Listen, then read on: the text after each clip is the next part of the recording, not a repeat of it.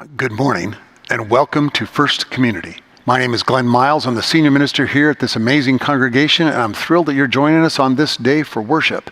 If this is your first time to worship with us, I want you to know this. We welcome anyone and everyone, and not only that, we accept you no matter who you are, where you're from, or where you may be going. Here in this congregation, there is a wide open welcome, as wide as the arms of God, that is also one that accepts all.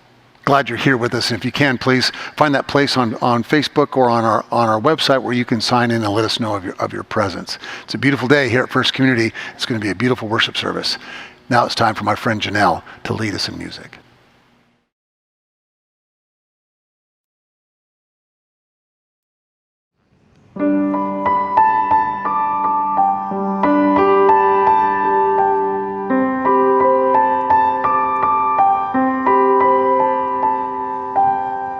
The same God who makes the planet spin, tells the tide when it should rise, puts the color in my eyes.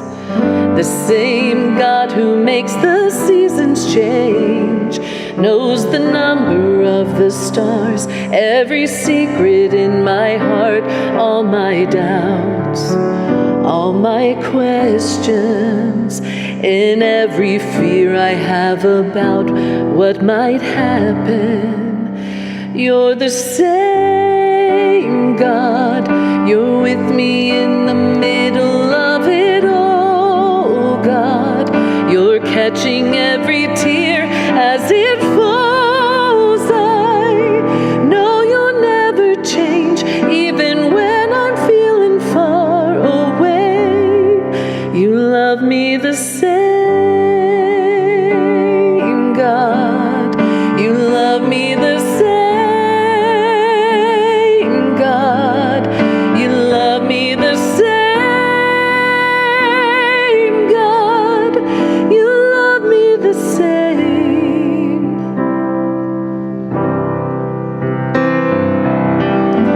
You're a God of grace and empathy. You know how it feels to cry, 'cause you've lived a human life. You're not afraid of anything, even darkness is a light. There's no reason I should hide all my doubts, all my questions, in every fear I have about what might happen. You're the same God, you're with me in the middle of it all, God. You're catching every tear as it falls. I know you'll never change, even when I'm feeling far away. You love me the same, God. You love me the same.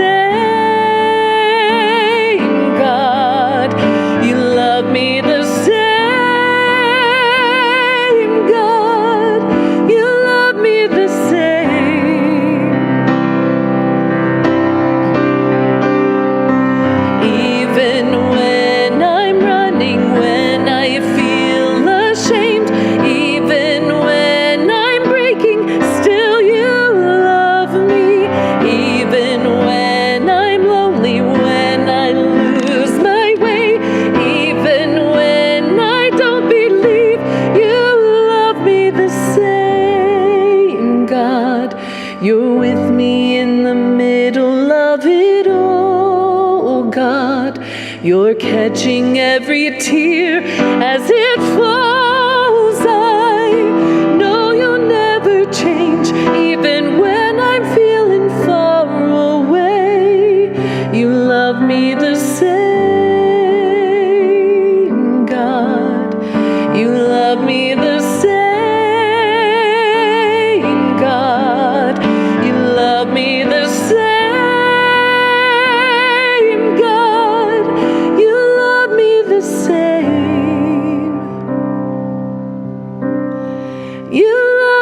The same.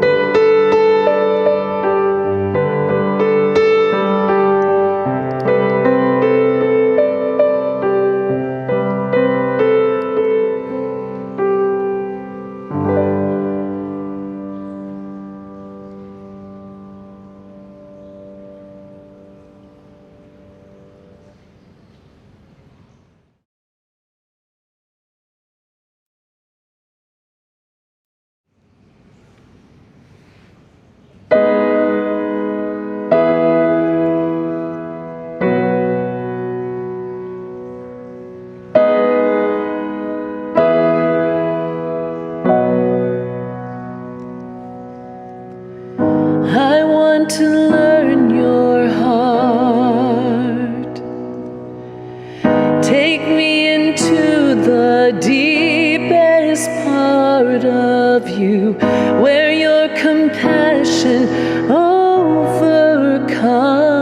me, where I was made brand new. Would you take me to the place again? Will you take me to the place again? I want to dance to the beat of your glory, want to sing your redemption song, where your love was poured out for me, where judgment, lust, and mercy won, where judgment, lust, and mercy won.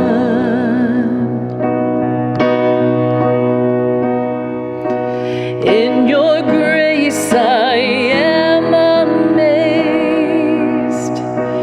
In your presence I am swept away with grace. When you speak, you calm my spirit. You remind me I'm redeemed. I want to dance to the beat of your glory, want to sing your redemption song, where your love was poured out for me, where judgment, lust, and mercy won, where judgment, lust, and mercy won. And on my darkest night, and in joy I find you are worthy, God, you are worthy. In my darkest night, and in joy I find you are worthy, God, you are worthy. I want to dance to the beat of your glory, want to sing your redemption song, where your love was poured out for me, where judgment, lust, and mercy won, where judgment, lust, and mercy won.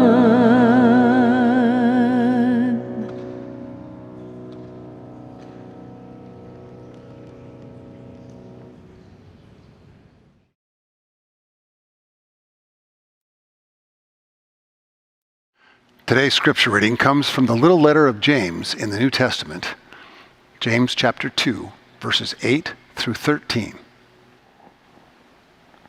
You do well when you complete the royal rule of the scriptures. Love others as you love yourself. But if you play up to these so-called important people, you go against the rule and stand convicted by it. You can't pick and choose in these things, specializing in keeping one or two things in God's law and ignoring others.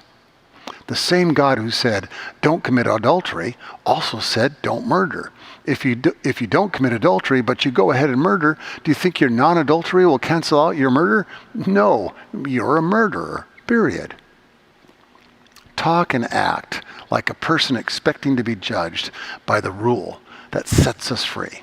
For if you refuse to act kindly, you can hardly expect to be treated kindly. Kind mercy wins over harsh judgment every time.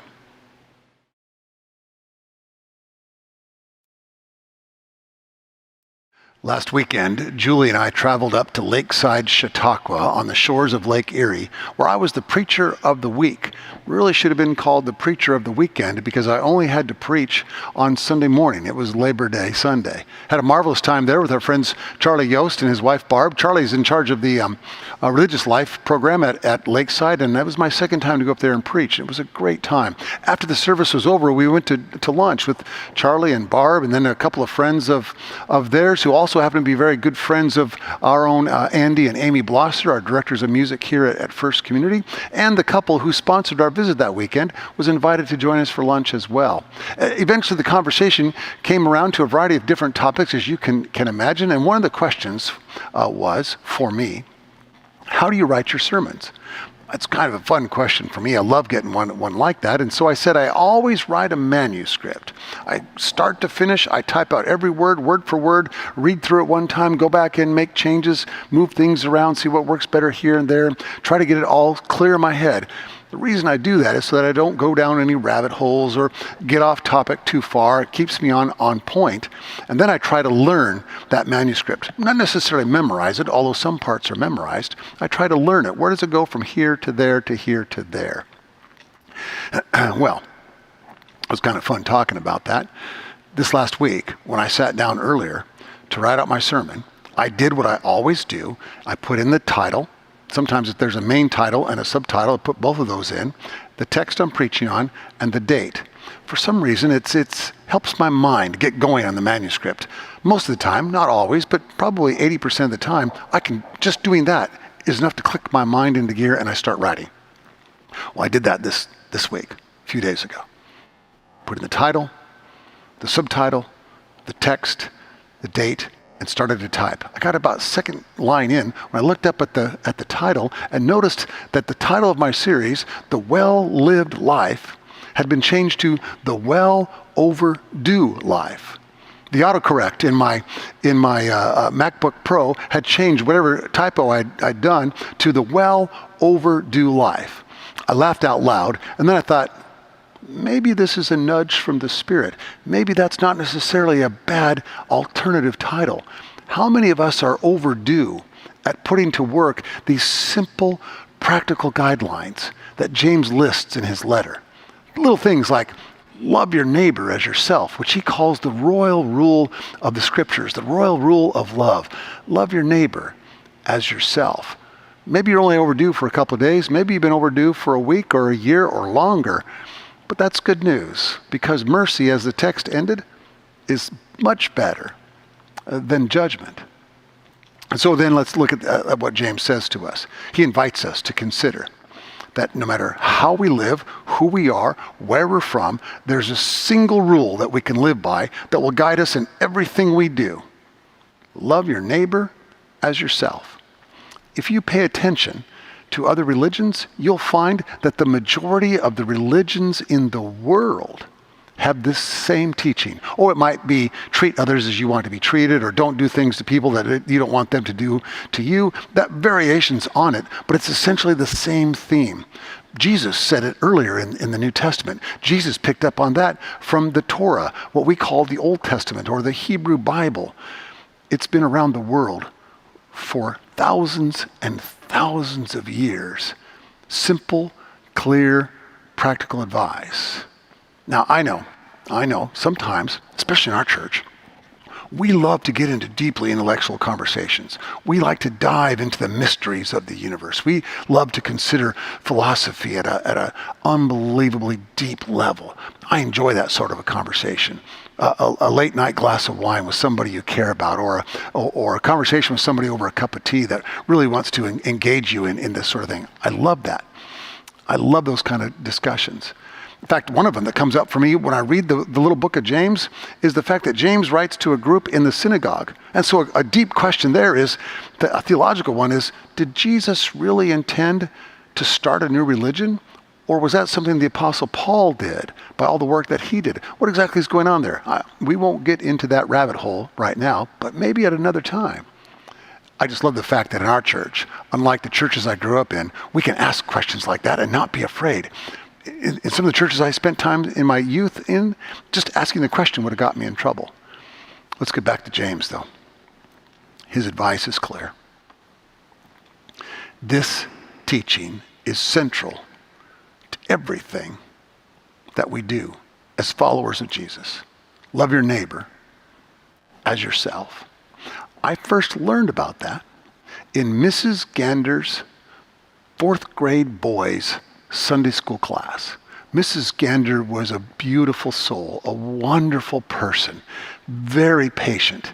As you can imagine, I oftentimes had to be silenced because I talked too much. She would say to me, "Now, Glenn, do you remember what was taught in the Bible by James and by Jesus? Love your neighbor as yourself." In other words, treat others the way you want to be treated. There are others who are trying to talk. You're talking over them. Be quiet. Now, I didn't always practice what she taught, but I've never forgotten her lesson. Mrs. Gander had that ability to make the very practical, wise advice fit our lives. In fact, I've been thinking a lot about Mrs. Gander lately and her reminder to us boys that loving your neighbor as yourself is central to how we live and behave, especially during this pandemic.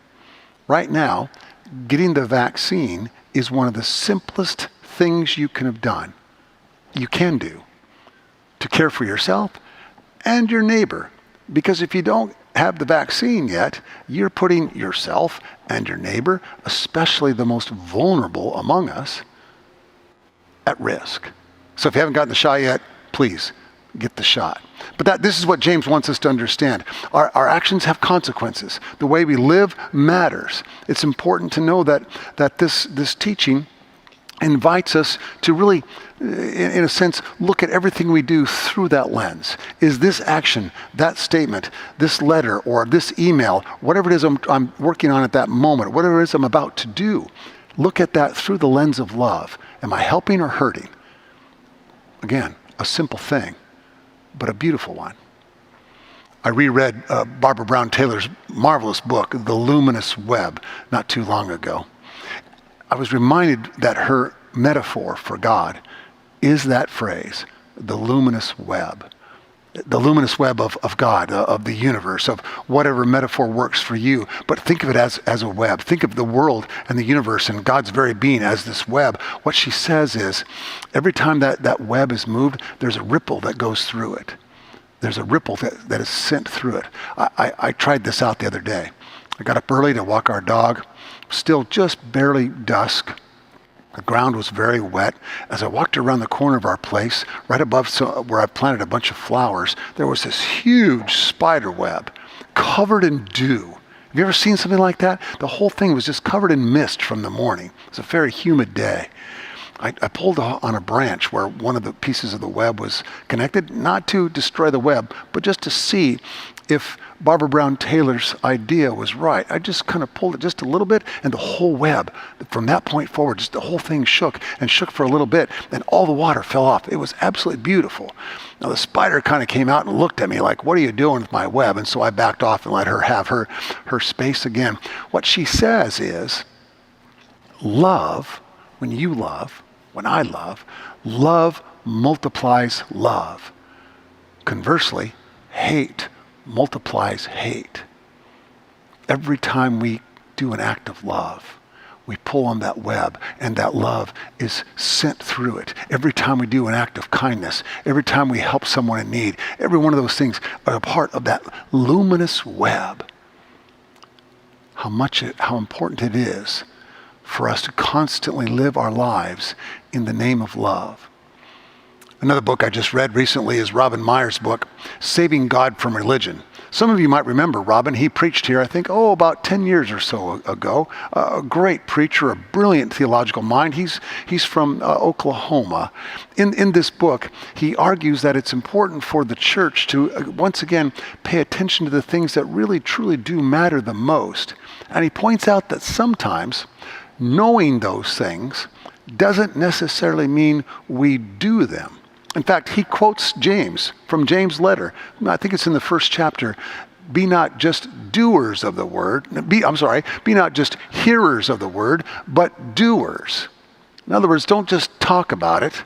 Walk the talk, as we say. Live a life. Don't just know it, but live it.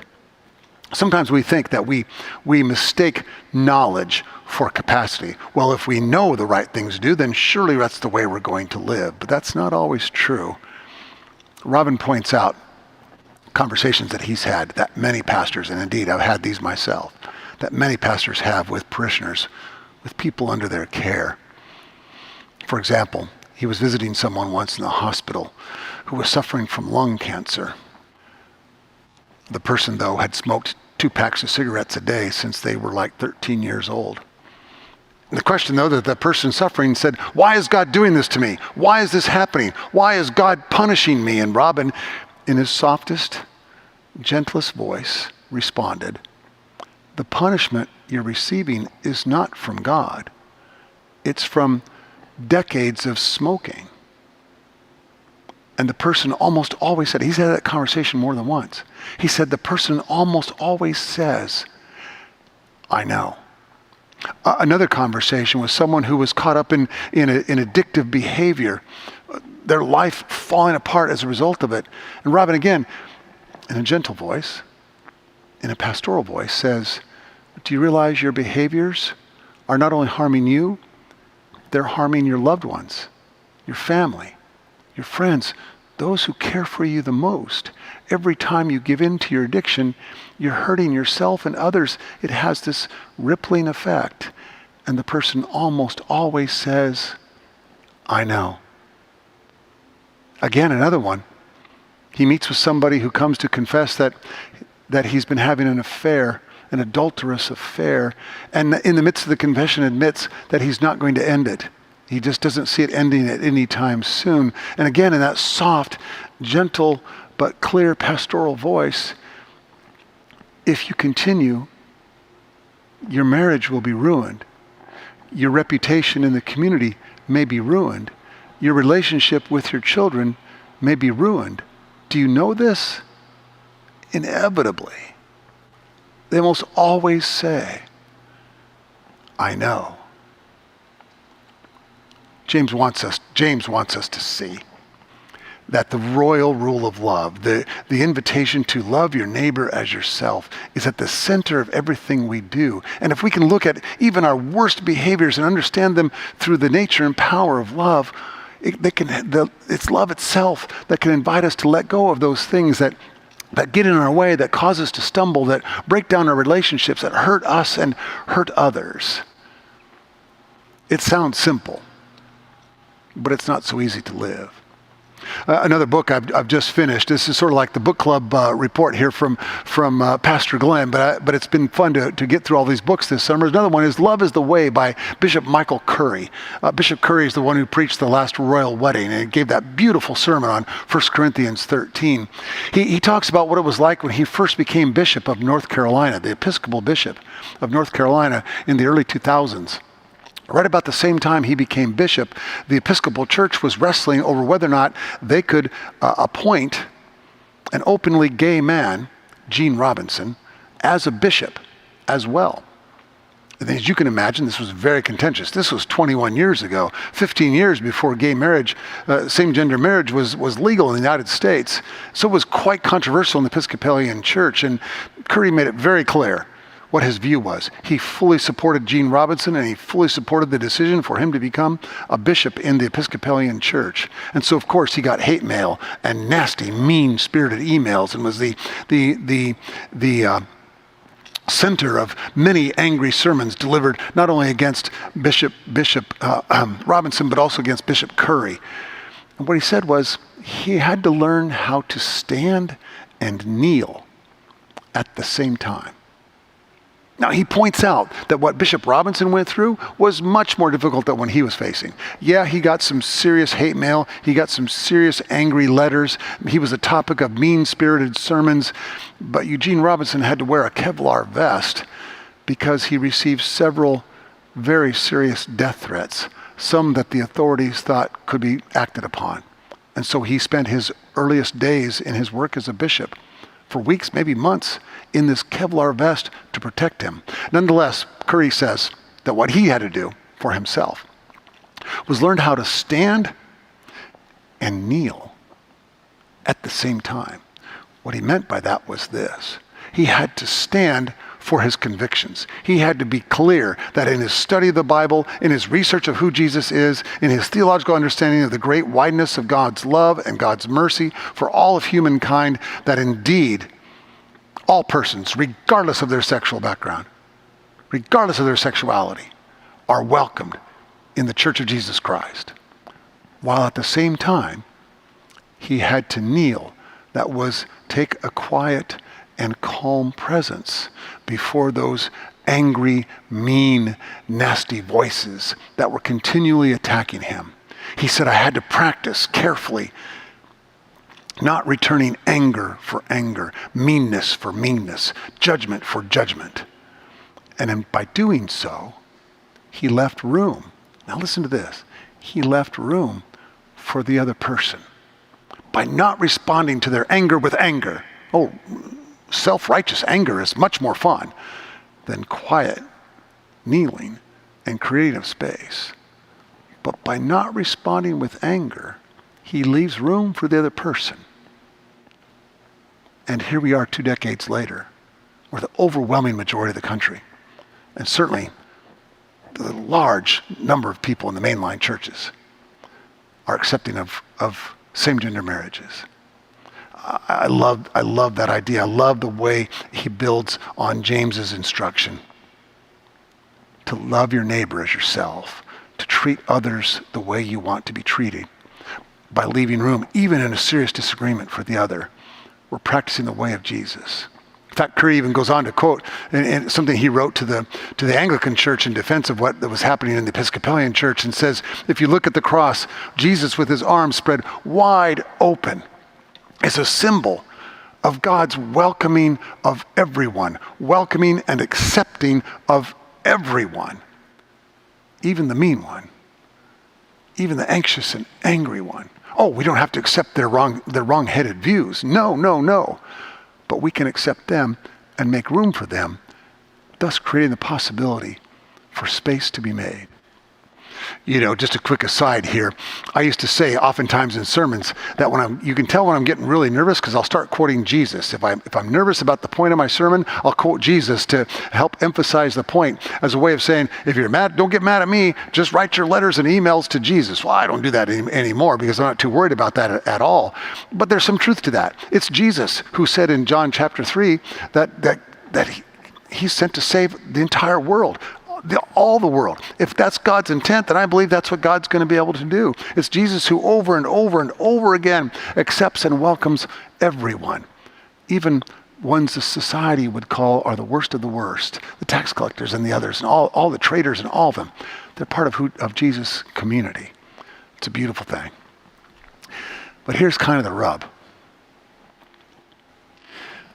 I suspect this is true for you. I know it is for me, more often than I want to admit. Even when I know what the right thing is to do, even when there's times in my life when I've done the right thing and I've seen what results comes from that, I sometimes forget, or I sometimes cling to an old way of doing things. That's true for individuals. Sometimes it's true for congregations and corporations and companies and schools and other businesses and organizations. Sometimes we have a really hard time letting go of something that's no longer helpful or might even be harmful. But we cling to it because we become so familiar with it. We can't imagine letting go of it, even if we know in our heart of hearts that we'll be better for it. There's a story in Mark chapter 5 of Jesus encountering a man who lives in a graveyard. This man has chains hanging from his hands and wrists because he's often been chained to protect himself against himself, but he is so strong because of whatever's going on in his mind and body that he's able to break those chains. He's the man with many demons. Demons were blamed for other kinds of diseases and psychological disorders and the like 2,000 years ago. But stay with the story in the moment. Jesus encounters this man. And do you know what he does? In Bishop Curry's phrase, he stands and kneels at the same time. There's an authority to Jesus' presence, but a calmness to his voice as he says to this man who is physically and psychologically, emotionally in great confusion, "What are your names?" And the demons reply, "Our name is Legion, for we are many." You can see how disrupted this man was. But then the man says to Jesus, not the demons, the man says, "Don't torture me. Whatever you do, don't torture me." Isn't that fascinating? You'd think the man would say instead, "Oh, thank God you're here. Jesus, would you please get rid of these demons? Help me live a quiet, calm, and loving life." But no, he wants to cling to those chains. He wants to hold on to his past because he's just too afraid of what might happen if he finally, fully, and completely lets go. It might not be that James is giving us the deepest, most profound psychological, theological, and philosophical advice that we could have possibly gotten this week. But sometimes we don't need all of that. Sometimes all we need is a simple, clear reminder. Love your neighbor as yourself. Because in the well overdue life, mercy is better than judgment. And what that means, even if you're overdue to live with love for a day or a week or a year or a decade or longer, mercy is stronger than judgment. And mercy invites you right now, invites me, invites all of us collectively to love our neighbors as ourselves. Who knows? Might just be the beginning of a well-lived life. Amen.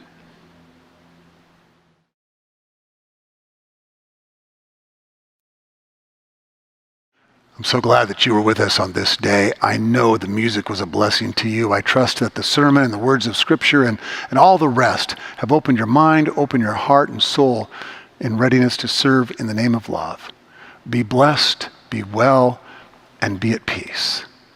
Amen.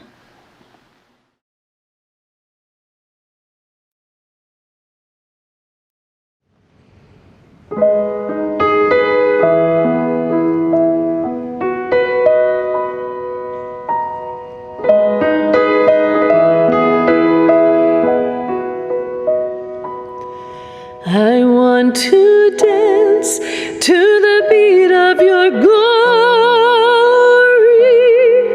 want to sing your redemption song, where your